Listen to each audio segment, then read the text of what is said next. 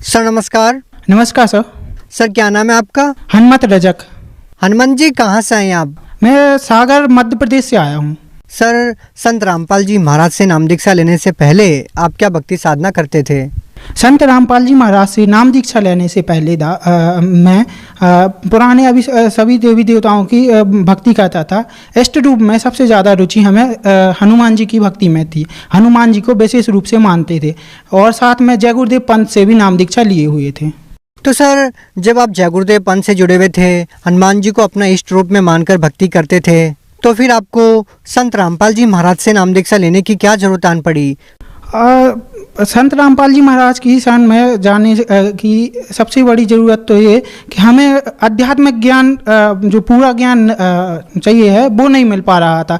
कुछ प्रश्न बचपन से मेरे मन में उठते थे कि पूर्ण परमात्मा कौन है, हनुमान जी से भी बढ़ के कोई भगवान है कि नहीं है, सबसे बड़ा भगवान कौन है, इस तरह के प्रश्न मन में उठते थे जो जिन प्रश्नों के उत्तर हमें संत रामपाल जी महाराज जी की शरण में जाने के बाद मिले। तो इस वजह से हम संत रामपाल जी महाराज की शरण में गए। तो सर जो भी व्यक्ति संत रामपाल जी महाराज से नाम दीक्षा लेता है उनको कोई ना कोई लाभ जरूर होते हैं, चाहे वो शारीरिक हो, आध्यात्मिक हो, भौतिक हो। तो सर आपको क्या लाभ मिला संत रामपाल जी महाराज से नाम दीक्षा लेने के बाद? जैसा कि मैंने बताया कि संत रामपाल जी महाराज की शरण में जाने से पहले मेरे मन में बहुत से प्रश्न उठते थे। तो सबसे पहला तो आध्यात्मिक लाभ मुझे यही हुआ कि मेरे सभी प्रश्नों के उत्तर मिले कि सबसे बड़ा भगवान कौन है, इस सृष्टि की रचना कैसे हुई, इस तरह के सभी प्रश्नों के उत्तर मिले संत रामपाल जी महाराज की शरण में जाने से।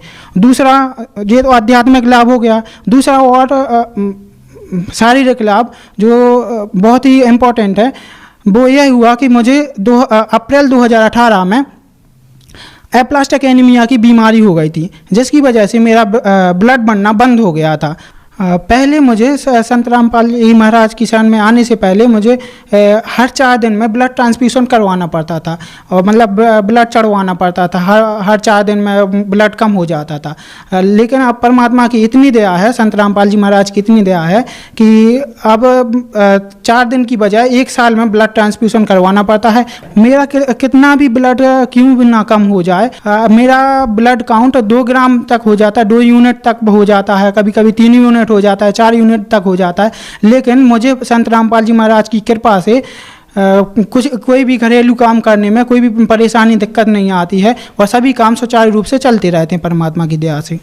सर और क्या लाभ मिले? संत रामपाल जी महाराज की दया से दूसरा लाभ यह है कि मेरे जो प्रेत बाधा थी घर में, वो प्रेत बाधाओं से मुक्ति मिली।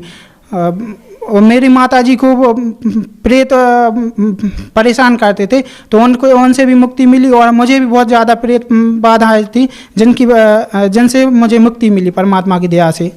और संत रामपाल जी महाराज की दया से आर्थिक लाभ यह हुआ है कि मेरे जो खेती है, खेती में संत रामपाल जी महाराज के आदेश अनुसार कुआं खुदवाया था आज ही लगा के।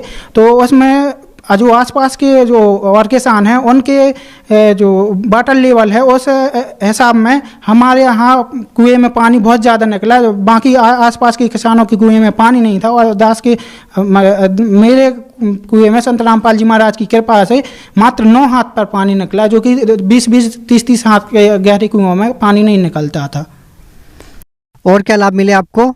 परमात्मा की दया से दास को एजुकेशन में सबसे बड़ा लाभ यह हुआ है कि दास अभी MBA कर रहा है। तो टोटल मैं पहले हिंदी मीडियम बैकग्राउंड से था, तो इंग्लिश मीडियम BBA करना बहुत ज़्यादा कठिन होता है हिंदी मीडियम बच्चे को। तो परमात्मा की दया से इतनी सारी बीमारियों के बावजूद भी मेरा BBA कंप्लीट हो गया है, अच्छी तरह से एजुकेशन चल रही है।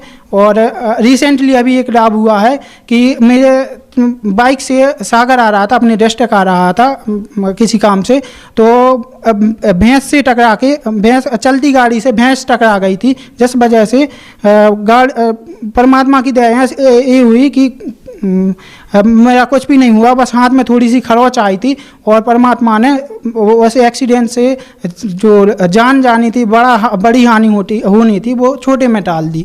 परमात्मा बताते भी हैं, संत रामपाल जी महाराज बताते हैं कि सद्गुरु शरण में आने से आई टल बढ़ाए, जो मस्तक में सूली हो वो कांटे में टल जाए। तो परमात्मा ने जो बड़ी हानि होनी थी एक्सीडेंट से, वो छोटी सी मात्र खरोंच में टाल दी। सर जैसा कि आपने बताया कि पहले आप जय गुरुदेव पंथ से जुड़े हुए थे, जय गुरुदेव पंथ से आपने गुरु दीक्षा ले रखी थी और अब आपने संत रामपाल जी महाराज को गुरु बनाया है। कहा यह जाता है कि गुरु नहीं बदलना चाहिए। सर क्या कहना चाहेंगे, आपने गुरु बदल के कोई पाप तो नहीं किया? सर ऐसा है कि गुरु बदल के जो अब सांसारिक अवधारणा है कि गुरु बदलना पाप है। जैसे मान लीजिए मुझे बीमारी थी और मैं एक डॉक्टर से ठीक नहीं हो रहा था, जैसे मेरे पास ये सारी रिपोर्ट्स हैं, मैं एक डॉक्टर से ठीक नहीं हो रहा था, सारा अपने डिस्ट्रिक्ट लेवल पर दिखाया, दूसरे जगह गए, तो इसी तरह एक जगह से जहाँ ठीक नहीं हो, लाभ नहीं मिलता तो दूसरे डॉक्टर को बदलना पड़ता है किसी रोग में। ऐसे ही गुरु बदलना पाप नहीं है। अगर हमें एक गुरु से पूर्ण लाभ नहीं मिल रहा, आध्यात्मिक लाभ नहीं मिल रहा है, पूर्ण गुरु नहीं है वो, तो अपन दूसरे गुरु भी बदल सकते हैं, इसमें कोई पाप नहीं है। सर आप संत रामपाल जी महाराज व जय गुरुदेव पंथ में क्या भिन्नता पाते हैं? सर सबसे बड़ी भिन्नता की बात तो यह है कि आध्यात्मिक जो ज्ञान है, ट्रू स्पिरिचुअल नॉलेज है, वो संत रामपाल जी महाराज के पास है। जो संत रामपाल जी महाराज वेदों के अनुसार, शास्त्रों के अनुसार सही भक्ति विधि बताते हैं। और जय गुरुदेव पंथ में केवल 5 नाम काल के देते थे, वो बस, उसके अलावा कुछ ज़्यादा खास नहीं था। जय गुरुदेव पंथ में नशा छुड़वाने के लिए बोलते तो थे कि आपको नशा नहीं करना चाहिए, लेकिन उसमें कुछ ठोस नियम नहीं थे कि आपको अगर नशा करेंगे तो आप भक्ति नहीं कर सकते, आपको भक्ति मार्ग में ये हानि करेंगे, ऐसा कोई ठोस नियम नहीं था। संत रामपाल जी महाराज की शरण में आने से हमें पता चला कि नशा करना पाप है। और नशा जो जय गुरुदेव पंथ में जो नशा करते थे, मांस खाते थे, तो वो जय गुरुदेव पंथ में रहते हुए भी लोग नशा नहीं छोड़ पाते हैं। संत रामपाल जी महाराज की शरण में आने के बाद लोग ऑटोमेटिक अपने आप ही नशा छोड़ देते हैं। सर आप भगत समाज को क्या संदेश देना चाहते हैं? सब भगत समाज को दास वही संदेश तो नहीं दे सकता, बस एक प्रार्थना कर सकता है कि गुरु जी संत रामपाल जी महाराज बता दें कि मानुष्य जन्म दुर्लभ है, ये मिले न बारंबार, जैसे तरुवर अर्थात पेड़ से पत्ता टूट गए, बहु न लगता दार। अर्थात हमारा जो मनुष्य शरीर है बहुत ही दुर्लभ चीज़ है, ऐसे हमें व्यर्थ नहीं करना चाहिए। ये केवल हमें सद्भक्ति के लिए, सही भक्ति करने के लिए मिला है, और सही भक्ति केवल संत रामपाल जी महाराज विश्व में दे रहे हैं। और आप सब परमात्मा संत रामपाल जी महाराज की शरण में आके अपना कल्याण करवाइए।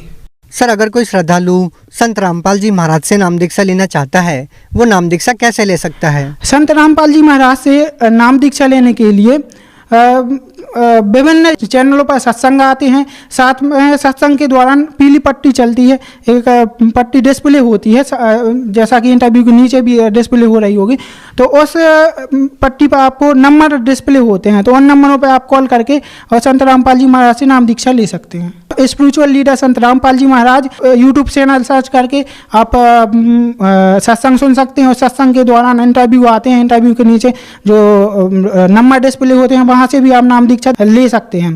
फेसबुक पर भी ऐसे न्यूज स्पिरिचुअल लीडर संत रामपाल जी महाराज दोनों आईडी हैं, इन पर आप जाके सत्संग सुन सकते हैं, और सत्संग के दौरान जो नंबर डिस्प्ले होते हैं उन पर जाके आप नाम दीक्षा ले सकते हैं। जी धन्यवाद। सत्संग